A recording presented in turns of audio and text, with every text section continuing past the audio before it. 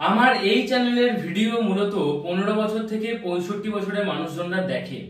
সেটা আমি আমার ইউটিউবের অ্যানালিটিক্স থেকে দেখে বুঝতে পারি। তো মূলত সব ধরনের মানুষজন আমার এই চ্যানেলে ভিজিট করে, আমার ভিডিওগুলো দেখে। তো রিসেন্ট কিছুদিন থেকে বৈবাহিক জীবনে থাকা মানুষজনের, পুরুষ এবং মহিলা উভয়েরই কিছু কমেন্ট এবং মেসেজ আসছে। মূলত তাদের বয়স 35 থেকে 45-50 এর মধ্যে। আমি নিজেও ম্যারেড লাইফ লিড করছি, অর্থাৎ বৈবাহিক জীবনে আছি। তাই আমি বৈবাহিক জীবনটাকে কিভাবে সচ্ছল রাখতে হয় সে বিষয়ে আপনাদেরকে কিছুটা হলেও বলতে পারবো। আর যেহেতু বিশ্বাস করে আপনারা আমাকে প্রশ্ন করেছেন কমেন্ট মেসেজের মাধ্যমে, তাই আজকের এই ভিডিওটা আপনাদের জন্য। আপনি যদি বৈবাহিক জীবনে রয়েছেন এবং আপনার বৈবাহিক জীবন খুব একটা সচ্ছল নয়, ঝগড়াঝাঁটি, অশান্তি, বোরিংনেস এরকম চলছে, তাহলে আজকের এই ভিডিওটা সম্পূর্ণ দেখুন। কারণ আজকের এই ভিডিওতে আমি 3টে কাজ আপনাদেরকে করার জন্য বলবো। এই 3টে কাজ খুবই সহজ কাজ এবং মাঝে মাঝে আপনি যদি করতে পারেন তাহলে কিন্তু আপনার বৈবাহিক জীবনটা খুবই সুন্দর, সচ্ছল, হাসি খুশিতে ভরে উঠবে। 3টে কাজ কি সেটা জানার জন্য অবশ্যই আজকের এই ভিডিওটা সম্পূর্ণ দেখার সাথে সাথে বোঝার চেষ্টা করুন। আপনি যদি সরাসরি আমার সাথে আপনার প্রবলেম নিয়ে ডিসকাস করতে চান তাহলে এই চ্যানেলের রবিবার সন্ধ্যে 7:30টায় ফ্রি লাইভ সেশন হয়, জয়েন করতে পারেন। এবং আমার ব্লগ চ্যানেলেও প্রত্যেক বুধবার সন্ধ্যে 7:30টায় ফ্রি লাইভ সেশন হয়, সেখানেও জয়েন করতে পারেন। ব্লগ চ্যানেলের লিংক প্রত্যেক ভিডিও ডেসক্রিপশন বক্সে পাবেন। ব্লগ চ্যানেলের নাম শান্তিনিকেতনের শান্তনু। আচ্ছা, 3টে কাজ করার জন্য বলবো। এই 3টে কাজ খুবই সহজ কাজ, কিন্তু আপনি যদি প্রায় মাঝে মাঝে এই কাজগুলো করতে পারেন তাহলে কিন্তু আপনার বৈবাহিক জীবন ভালো থাকবেই, আমি গ্যারান্টি দিচ্ছি। সো 3টে কাজ কি? ফার্স্ট, আপনি মাঝে মাঝেই একটু একান্তে সময় কাটানোর জন্য বাইরে সময় কাটান, বাইরে একটু বেরিয়ে আসুন। আমি বলি এই বিষয়টা খুব ক্রিটিক্যাল একটা বিষয় এবং করতে পারলে জীবন ভালো থাকবেই। আগেকার দিনে, অর্থাৎ আমাদের মা বাবা কিংবা তারও একটু আগে, যেহেতু সোশ্যাল মিডিয়া ছিল না, যেহেতু মানুষজন বাইরে খুব একটা বেরোতে পারতো না, কারণ যাতায়াতের ঠিক তেমন সুযোগ সুবিধা ছিল না এবং মানুষ কিছুটা হলেও গরিবও ছিল, তার জন্য মানুষ খুব একটা বাইরে বেরোতো না। আর বাইরে না বেরোনোর কারণে মানুষ বাইরের পৃথিবীটাকে চিনতো না, জানতো না, আর তার জন্য মানুষ নিজের ঘরের মধ্যেই ব্যস্ত থাকতো। আর সব থেকে বড় কথা, যেহেতু আগেকার দিনে বেশিরভাগ যৌথ ফ্যামিলিতে থাকা হতো, তাই প্রচুর কাজকর্মও থাকতো, তাই সময় বের করা খুব একটা সহজ কাজ ছিল না। কিন্তু এখনকার দিনে বর্তমান সিচুয়েশনটা খুব জটিল টাইপের। এখন মানুষ ফোনের মাধ্যমে গোটা বিশ্ব ব্রহ্মাণ্ডকে দেখতে পাচ্ছে। সব থেকে বড় কথা, যেহেতু ফোনের মধ্যে দেখতে পাচ্ছে, জানতে পারছে, তাই সেখানে যাওয়ার একটা ইচ্ছা মানুষের আস্তে আস্তে বাড়ছে। সেখানে যাওয়ার ইচ্ছের যে একটা প্রবণতা, সেটা কিন্তু মানুষের ব্রেনে এবং মাইন্ডের মধ্যে ফিক্সড হচ্ছে। দ্বিতীয়ত, যেহেতু মানুষ যৌথ ফ্যামিলিতে থাকে না, 3জন কিংবা 4জন নিয়ে একটা ফ্যামিলি, তাই মানুষের কাছে সময়ও রয়েছে।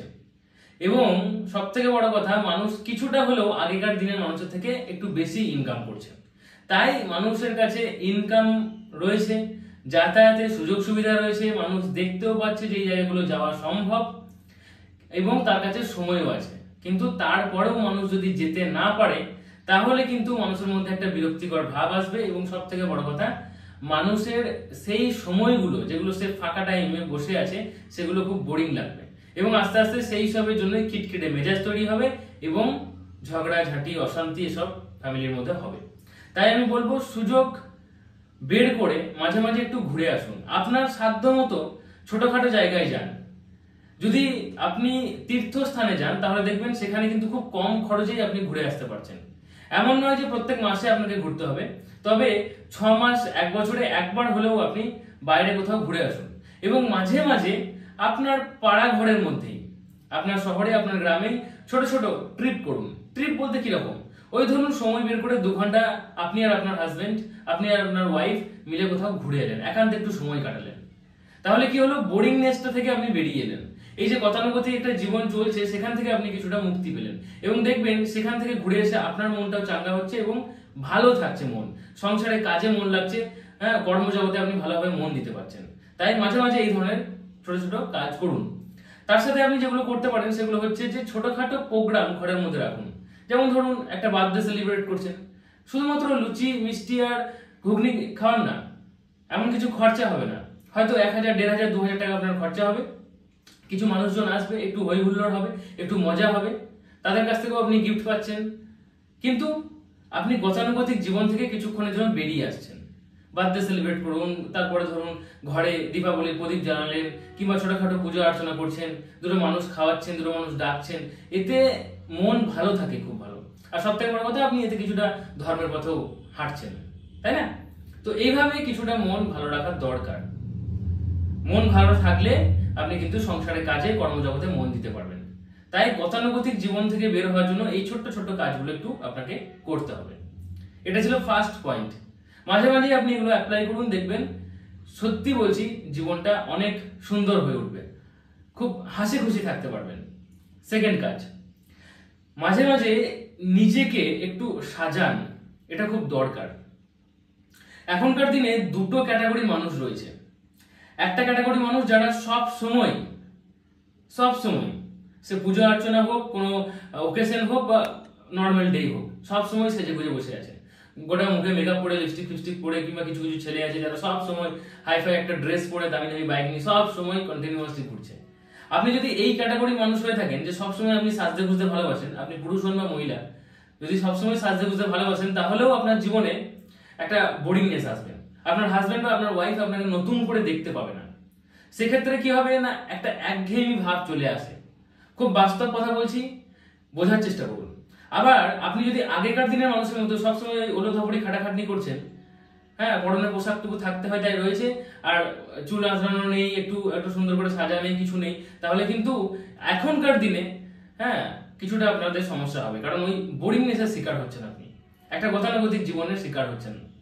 তো সেক্ষেত্রে আপনার হাজবেন্ড বা ওয়াইফ আপনাকে নতুন করে দেখতে পাবে না। তার জন্য আমি বলবো, যেটা আমি মূলত করি, এটা আমার পার্সোনাল ওপিনিয়ন, আমি ম্যাক্সিমাম টাইম একটা নর্মাল জীবনযাপনই করি। যেমন পোশাক পরতে হয় ঠিক তেমন পোশাক পরে থাকি।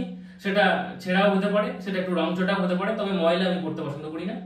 হ্যাঁ, কিন্তু এইভাবে আমি থাকি। কিন্তু হ্যাঁ, বছরের কিছু দিন আছে, পূজা, দুর্গা পুজো হোক, কালী পুজো হোক, কিংবা কোনো ওকেশন হোক, কোনো তীর্থযাত্রা হোক, সেখানে আমি একটু সুন্দর করে পাঞ্জাবি টাঞ্জাবি পরি, এইভাবে থাকি। এবং আমার ওয়াইফ, আমার বউ, সেও ঠিক তেমনই, সেও কিন্তু এইভাবেই নর্মাল দিন, মানে 365 দিনের মধ্যে দেখা যাবে যে মোটামুটি 330 দিন বা 335 দিন, 40 দিন সে কিন্তু ওইভাবেই একটা নর্মাল পোশাক পরতে হয়, পোশাক মধ্যে থাকে। হ্যাঁ, কাজকর্ম করে, বাড়ির কাজকর্ম সবকিছুই করে, কিন্তু ওই কিছু কিছু দিন আছে যেগুলো একটু নতুন করে সাজে।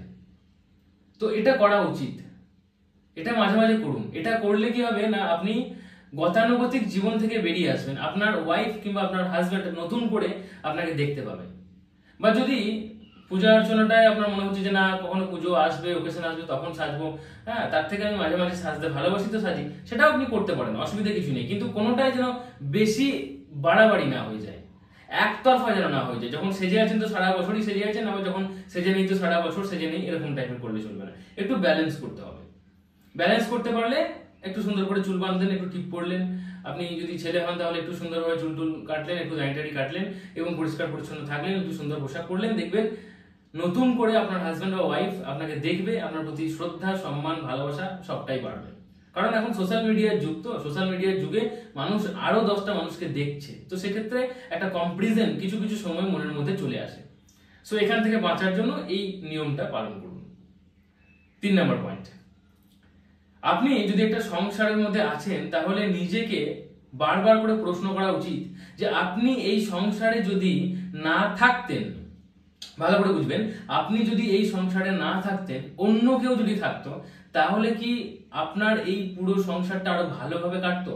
আপনার হাজবেন্ড বা আপনার ওয়াইফ কি বেশি হাসি খুশি থাকতো, বেশি ভালো থাকতো? এই প্রশ্নটা নিজেকে করা খুব উচিত, নিজেকে দরকার। আপনি যেমন নিজেকে প্রশ্ন করবেন, ঠিক তেমনই আপনার প্রিয়জন এই প্রশ্নটা নিজেকে করবে। এতে কি হবে, নিজের খামতিগুলো কোথায় সেটা বুঝতে পারা যাবে। আপনার এই সংসারে কতটা কন্ট্রিবিউশন রয়েছে সেটা আপনি বুঝতে পারবেন। আপনার যে দায়িত্ব কর্তব্যগুলো রয়েছে সেগুলো আপনি বুঝতে পারবেন। আপনি এই সংসারে বা সামনের মানুষটার জীবনে কতটা ভ্যালু অ্যাড করতে পারছেন সেটা আপনি বুঝতে পারবেন। তাই নিজেকে প্রশ্ন করা দরকার নিজের খামতিগুলো খোঁজার জন্য। যে আমি যদি না থাকতাম অন্য কেউ থাকতো তাহলে কি সংসার ভালো চলতো, সে কি বেশি খুশি থাকতো নাকি সে বেশি খারাপ থাকতো। যদি মনে হয় যে না সে ভালো থাকতো তাহলে নিজেকে আরেকটু ডেভেলপ করতে হবে, নিজেকে আরেকটু তৈরি করতে হবে, নিজের দায়িত্ব কর্তব্যগুলো আরেকটু বেশি বেশি করে পালন করতে হবে, আরেকটু সংসারে মন দিতে হবে। বোঝা যাচ্ছে? তো এইভাবে আপনি সংসারটাকে ধরে রাখার জন্য, সামনের মানুষটাকে ভালো রাখার জন্য এই নিয়মগুলো পালন করতে পারেন। আপনি যদি মহিলা হয়ে থাকেন তাহলে সংসারের কাজের পাশাপাশি অল্প সামান্য, মাস গেলে ওই 1000টি টাকা যদি আপনি ইনকাম করতে পারেন তাহলে দেখবেন আপনি কিছুটা নিজের খরচা নিজে চালাতে পারছেন, তার সাথে আপনি কিন্তু আপনার হাজবেন্ডকেও বা আপনার সংসারও কিছুটা ফিনান্সিয়াল হেল্প করতে পারছেন। এতে দেখবেন সংসারটা ভালো থাকবে। আর আপনি যদি পুরুষ হয়ে থাকেন তাহলে আপনার পুরো কর্মজগতের বাইরে আপনি যদি সংসারে কিছুটা সময় দিতে পারেন, ধরুন যেদিন একটু বাড়িতে রয়েছেন সেদিন আপনি অল্প একটু রান্না করলেন, কিংবা আপনি ওই ঘর দৌড় একটু মোছামুছি করলেন, কিংবা একটু বাসন মাজলেন, কিংবা একটু কাপড় কেচে দিলেন। এই যে অল্প একটু কন্ট্রিবিউশন, এটাতে সামনের মানুষটার মন জেতা যায়। সংসারটার মধ্যে একটা আপনি মানে ভালোভাবে মন দিতে পারবেন এবং সামনের মানুষটা আপনাকে ভালোবাসতে বাধ্য হবে। তো এই 3টে কাজ একটু ব্যালেন্স করে যদি আপনি করতে পারেন তাহলে দেখবেন আপনার বৈবাহিক জীবন আগের থেকে অনেক বেশি সচ্ছল হয়ে উঠছে, আপনারা দুজনের পরিপূরক হয়ে উঠছেন, আপনারা হাসি খুশি একটা জীবনযাপন করছেন। তো এই 3টে পয়েন্ট আপনি করবেন। যদি মনে করেন যে হ্যাঁ আমি শুরু করব, তাহলে আজকে কমেন্টে লিখে যান আমি আজ থেকেই শুরু করব। এটা যখন আপনি কমেন্টে লিখবেন তখন দেখবেন এর ভিতরে লেখার পরে একটা মোটিভেশন পাওয়া যায়, আপনি কিন্তু আজ থেকে বা কাল থেকে শুরু করতে পারবেন। ছোটবেলায় আমাদেরকে পড়ানো হতো না যে যখন কিছু পড়বি সেটা লিখে লিখে পড়বি, বা পড়াটা মুখস্থ করার পর নিজেই ঘরে একবার লিখে নিবি। কেন? কারণ লিখলে সেটা খুব তাড়াতাড়ি মাথার মধ্যে ঢুকে যায় এবং আমাদের ব্রেন সেটাকে করতে হবেই এমন একটা ভাবধারার মধ্যে নিয়ে আসে। তাই আপনি কমেন্টে লিখুন আমি আজ থেকেই শুরু করব, দেখবেন আপনি কাল থেকে শুরু করতে পারছেন বা আজ থেকে শুরু করতে পারছেন। তো আশা করি ভিডিওটা ভালো লেগেছে। ভিডিওটা ভালো লাগলে অবশ্যই লাইক করুন। এই বিষয়ে আপনার মতামত কি নিচের কমেন্টে জানান। ভিডিওটি হোয়াটসঅ্যাপ স্ট্যাটাসে শেয়ার করে দিন, লিঙ্কটাকে ক্লিক করে আপনি হোয়াটসঅ্যাপ স্ট্যাটাসে শেয়ার করে দিন, সেখান থেকেও কিছু মানুষ দেখবে লিঙ্কে ক্লিক করে এবং তারা তাদের বৈবাহিক জীবন ভালো রাখতে পারবে এবং ধন্যবাদটা আপনাকেই জানাবে কারণ আপনি ভিডিওটা শেয়ার করেছিলেন। চ্যানেলটি সাবস্ক্রাইব করে না থাকলে চ্যানেলটি এখনই সাবস্ক্রাইব করে নিন এবং আমার ভ্লগ চ্যানেলটাও সাবস্ক্রাইব করে নিন। ভ্লগ চ্যানেলের নাম শান্তিনিকেতনের শান্তনু, লিংক পাবেন প্রত্যেক ভিডিও ডেসক্রিপশন বক্সে। বুধবার সন্ধ্যে 7:30টায় সেখানে ফ্রি লাইভ সেশন হয়, আপনার সমস্যা নিয়ে ডিসকাস করতে পারেন। অবশ্য সেখানে স্পিরিচুয়াল ক্লাসও হয়, আপনি সেই ক্লাসও অ্যাটেন্ড করতে পারেন। চলুন আজকের মতো এটুকুই, tata, take care, thank you, ভালো থাকুন, ভালো রাখুন।